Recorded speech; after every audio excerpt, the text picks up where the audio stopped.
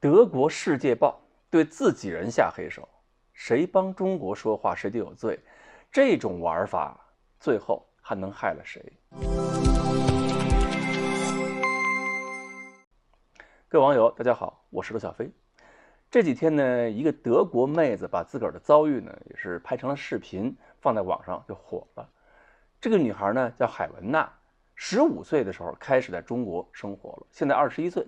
在中国生活6年，对中国感情挺好的。你看她发那个微博，那背景呢就是一屉包子，生活气息很浓。她对中国感情不错，能够体现在哪儿呢？她找了个中国男朋友，所以呢，她现在就是看到国外一些媒体、西方媒体就是对中国进行各种污蔑的时候，她气不过，什么新疆问题呀、这个问题那个，她觉得西方媒体都在撒谎嘛，所以她才出来要辟谣，各种辟谣。然后呢，他这一辟谣呢，就被有些人给注意到了。他反正说了，你这个事儿是真的，这个事儿是假的，然后你就西方媒体如何不要脸，那就有些媒体找到他了。那么就是德国一个报纸《世界报》，按说还挺有名的，就跟约他嘛，说我们采访一下吧，说的还挺客气。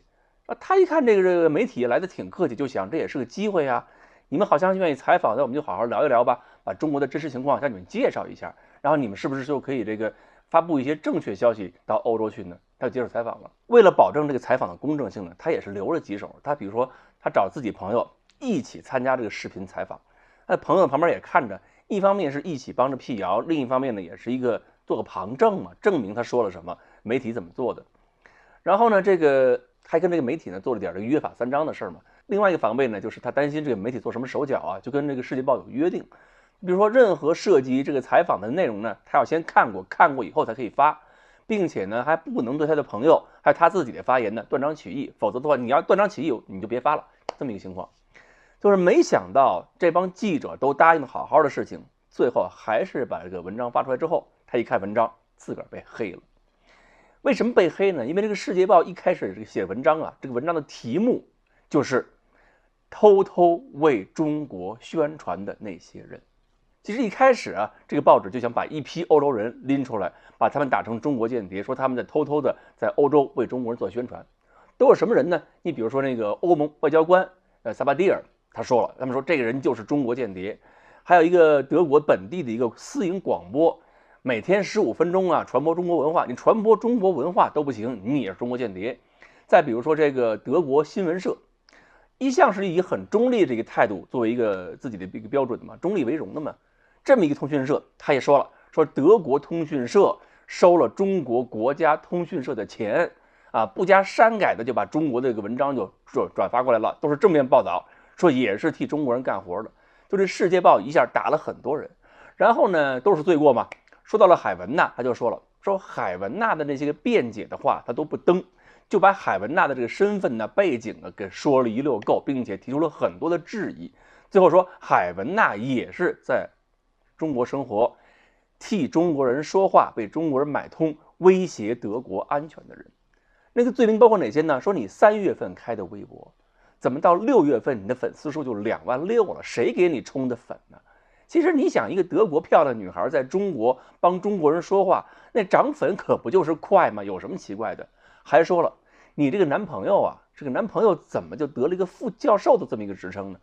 可是她男朋友在欧洲学一个博士回来，又是搞科研的，在国内你一个博士弄一个副教授，不是很正常的事吗？然后还说了，说海文娜接受采访的时候，这个博士小伙子呢就旁边看着他，监控着，说海文娜回答问题的时候都很紧张，老要征询意见。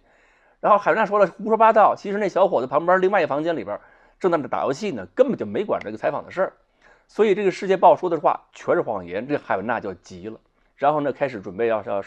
起诉这报纸，但目前好像没有人还愿意接这个案子。所以整个报道呢，就是说是欲加之罪，何患无辞？任何蛛丝马迹东西被他收集起来，都当成那个证据，说是阴谋论的证据了。最后害得小姑娘现在天天被这一些个媒体，被一些这个网络暴力天天骚扰着。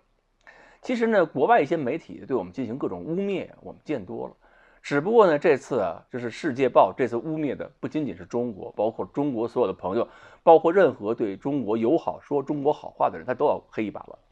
不过呢，这回还是要感谢《世界报》，通过这件事情，他们还是让我们看到了，就是在欧洲，在德国，我们还是有很多朋友的。我们至少知道了哪些媒体、哪些议员、哪些人在帮我们说话。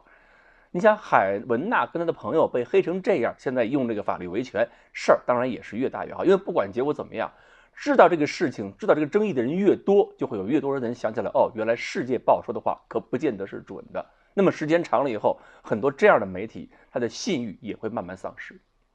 欧洲的一些国家、一些人呢，对中国的这种傲慢和无知，其实是有可能让他们丧失跟中国合作的一个最后机会。这种机会真的不是随时都有的。当然了，海文娜不用担心这个问题，我们希望她继续生活在青岛，跟她的男朋友能够过得幸福。